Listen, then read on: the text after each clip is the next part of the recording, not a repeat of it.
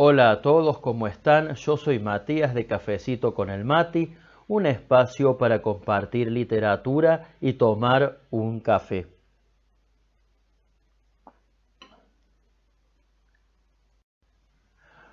Hoy les vengo a traer la segunda parte de Dos extraños en la selva. ¿Por qué le puse así a este recorrido? Porque la idea era leer dos cuentos de este autor, Augusto Monterroso. A ver si se ve bien.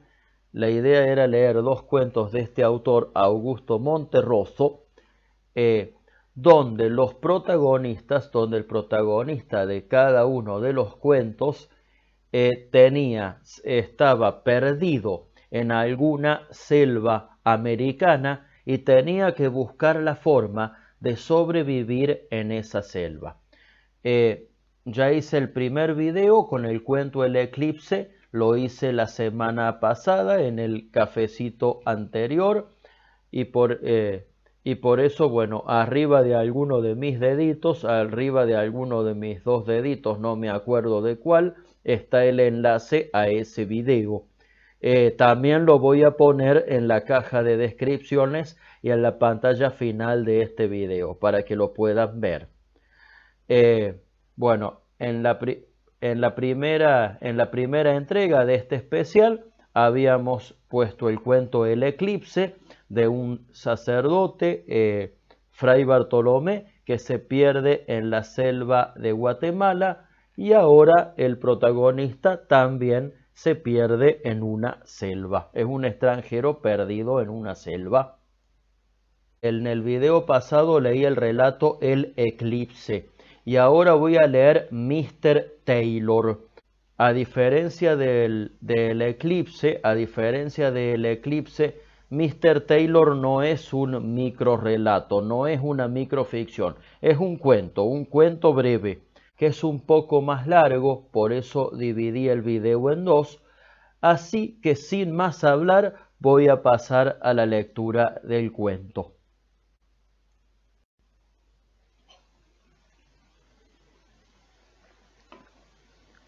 Mr. Taylor, de Augusto Monterroso. Menos rara, aunque sin duda más ejemplar, dijo entonces el otro, es la historia de Mr. Percy Taylor, cazador de cabezas en la selva amazónica. Se sabe que en 1937 salió de Boston, Massachusetts, en donde había pulido su espíritu hasta el extremo de no tener un centavo. En 1944 aparece por primera vez en América del Sur, en la región del Amazonas, conviviendo con los indígenas de una tribu cuyo nombre no hace falta recordar. Por sus ojeras y su aspecto famélico, pronto llegó a ser conocido allí como el gringo pobre, y los niños de la escuela hasta lo señalaban con el dedo y le tiraban piedras cuando pasaba con su barba brillante bajo el dorado sol tropical. Pero esto no afligía la humilde condición de Mr. Taylor, porque había leído en el primer tomo de las obras completas de William Knight que si no se siente envidia de los ricos, la pobreza no deshonra. En pocas semanas, los naturales se acostumbraron a él y a su ropa extravagante. Además, como tenía los ojos azules y un vago acento extranjero, el presidente y el ministro de Relaciones Exteriores lo trataban con singular respeto, temerosos de provocar incidentes internacionales. Tan pobre y mísero estaba que cierto día se internó en la selva en busca de hierbas para alimentarse. Había caminado cosa de varios metros sin atreverse a volver el rostro, cuando por pura casualidad vio a través de la maleza dos ojos indígenas que lo observaban decididamente. Un largo estremecimiento recorrió la sensitiva espalda de Mr. Taylor, pero Mr. Taylor, intrépido, Arrostró el peligro y siguió su camino silbando como si nada hubiera visto. De un salto, que no hay para qué llamar felino, el nativo se le puso enfrente y exclamó: «By het, mani mani». A pesar de que el inglés no podía ser peor, Mr. Taylor, algo indispuesto, sacó en claro que el indígena le ofrecía en venta una cabeza de hombre curiosamente reducida que traía en la mano. Es innecesario decir que Mr. Taylor no estaba en capacidad de comprarla, pero como aparentó no comprender, el indio se sintió terriblemente disminuido por no hablar bien el inglés y se lo regaló pidiéndole disculpas. Grande fue el regocijo con que Mr. Taylor regresó a su choza. Esa noche, acostado boca arriba sobre la precaria estera de palma que le servía de lecho, interrumpido tan solo por el zumbar de las moscas acaloradas que revoloteaban en torno, haciéndose obscenamente el amor, Mr. Taylor contempló con deleite durante un buen rato su curiosa adquisición. El mayor goce estético lo extraía de contar, uno por uno, los pelos de la barba y el bigote, y de ver de frente el par de ojillos entre irónicos que parecían sonreírle agradecidos por aquella deferencia. Hombre de vasta cultura, Mr. Taylor solía entregarse a la contemplación, pero esta vez enseguida se aburrió de sus reflexiones filosóficas y dispuso obsequiar la cabeza a un tío suyo, Mr. Ralston, residente en Nueva York, quien desde la más tierna infancia había revelado una fuerte inclinación por las manifestaciones culturales de los pueblos hispanoamericanos.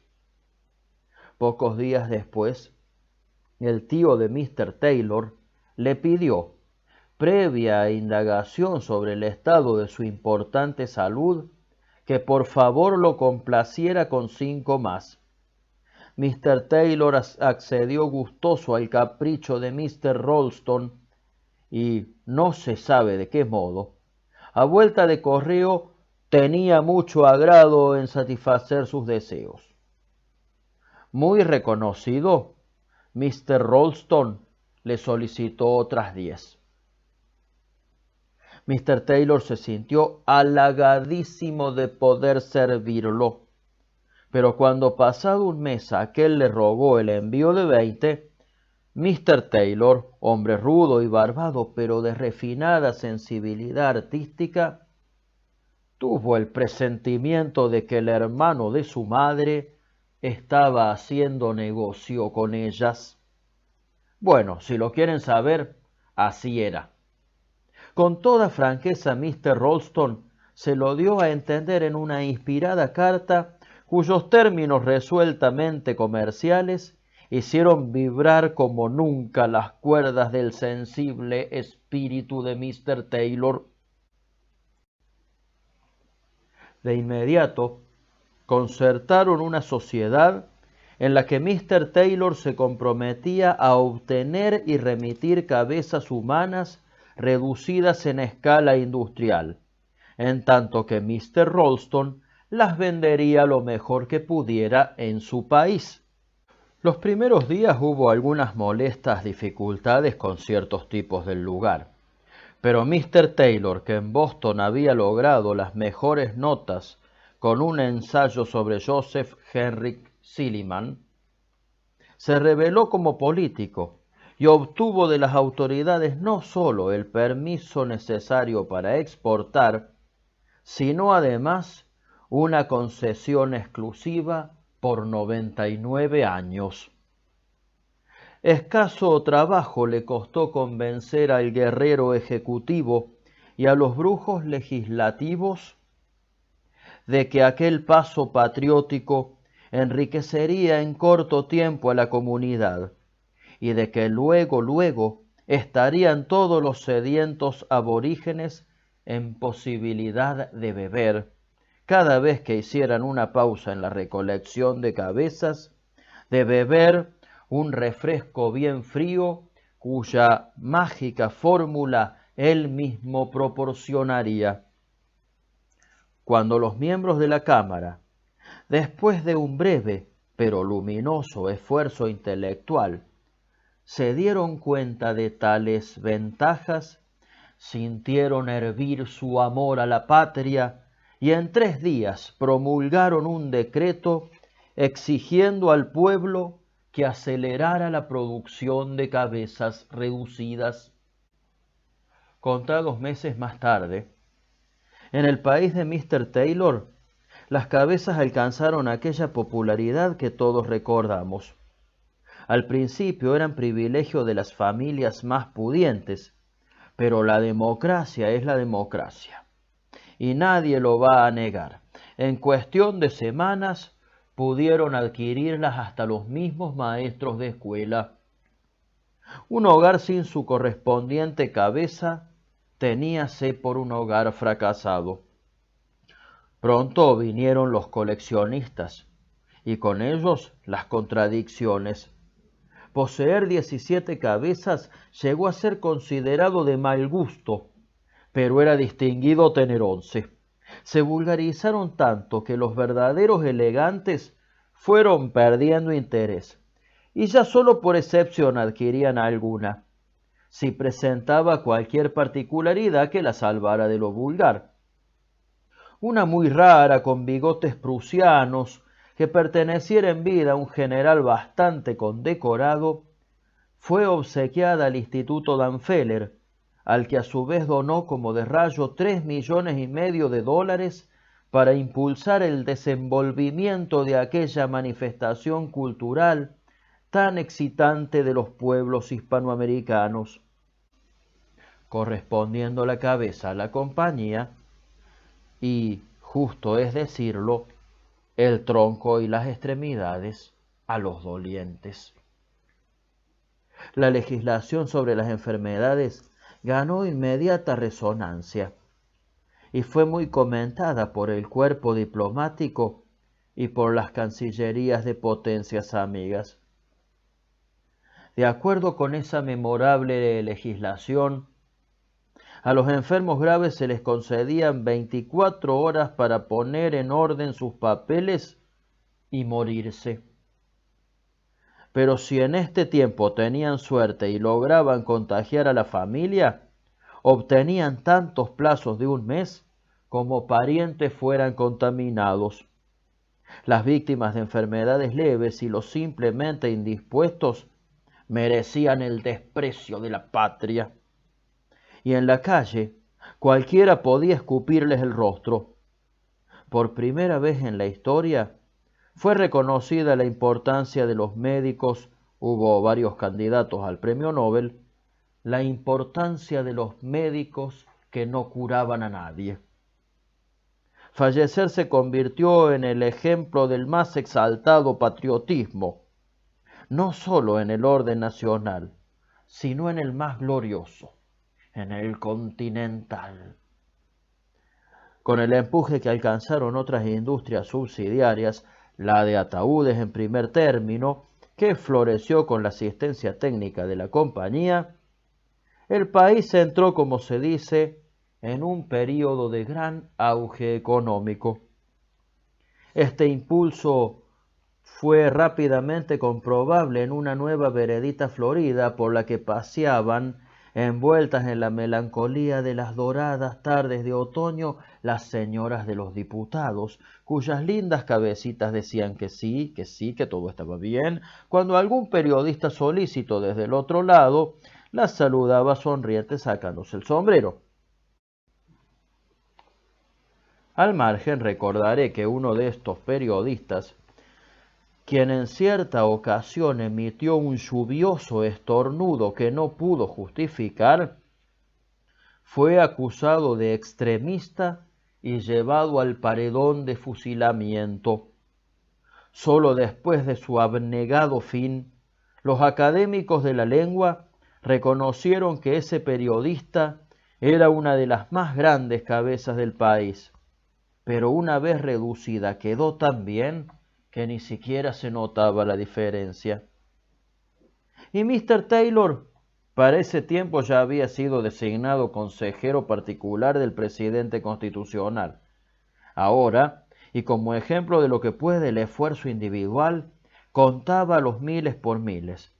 Mas esto no le quitaba el sueño, porque había leído en el último tomo de las obras completas de William Knight que ser millonario no deshonra, sino se desprecia a los pobres. Creo que con esta será la segunda vez que diga que no todos los tiempos son buenos. Dada la prosperidad del negocio, llegó un momento en que del vecindario solo iban quedando ya las autoridades y sus señoras, y los periodistas y sus señoras. Sin mucho esfuerzo, el cerebro de Mr. Taylor discurrió que el único remedio posible era fomentar la guerra con las tribus vecinas. ¿Por qué no el progreso? Con la ayuda de unos cañoncitos, la primera tribu fue limpiamente descabezada en escasos 3 meses. Mr. Taylor saboreó la gloria de extender sus dominios. Luego vino la segunda, después la tercera y la cuarta y la quinta. El progreso se extendió con tanta rapidez que llegó la hora en que por más esfuerzo que realizaron los técnicos, no fue posible encontrar tribus vecinas a quienes hacer la guerra. Fue el principio del fin. Las vereditas empezaron a languidecer. Solo de vez en cuando se veía transitar por ella a alguna señora, a algún poeta laureado con su libro bajo el brazo. La maleza de nuevo se apoderó de las dos, haciendo espinoso y difícil el delicado paso de las damas. Con las cabezas escasearon las bicicletas y casi desaparecieron del todo los alegres saludos optimistas. El fabricante de ataúdes estaba más triste y fúnebre que nunca, y todos sentían como si acabaran de recordar de un grato sueño, de ese sueño formidable en que tú te encuentras una bolsa repleta de monedas de oro y la pones debajo de la almohada y sigues durmiendo, y al día siguiente muy temprano, al despertar, la buscas y te hallas con el vacío. Sin embargo, penosamente, el negocio seguía sosteniéndose, pero ya se dormía con dificultad por el temor a amanecer exportado. En la patria de Mr. Taylor, por supuesto, la demanda era cada vez mayor. Diariamente aparecían nuevos inventos, pero en el fondo nadie creía en ellos y todos exigían las cabecitas hispanoamericanas. Fue para la última crisis. Mr. Ralston, desesperado, pedía y pedía más cabezas.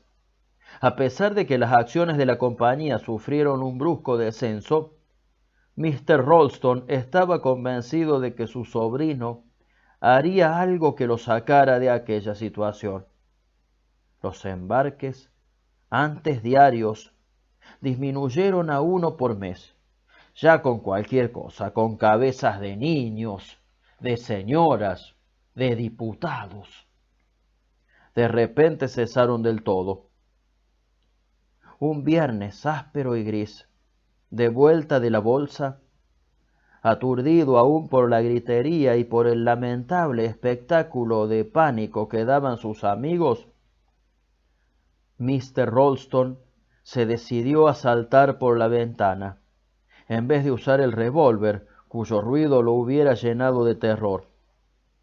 Cuando al abrir un paquete del correo, se encontró con la cabecita de Mr. Taylor, que le sonreía desde lejos, desde el fiero Amazonas, con una sonrisa falsa de niño, que parecía decir: perdón, perdón, no lo vuelvo a hacer.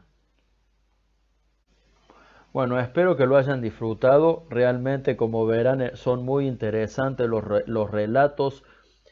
Fíjense, observen de qué procedencia vienen los dos extraños en la selva, qué intervención hacen en el lugar donde están, y fíjense básicamente lo interesante y lo ricas y lo controvertidas que son las lecturas que estos cuentos, así con tanto humor y tanta ironía, pueden ofrecer acerca de estos extraños que vienen de estos extraños que vienen a estas selvas y la intervención que hacen dentro de esta selva.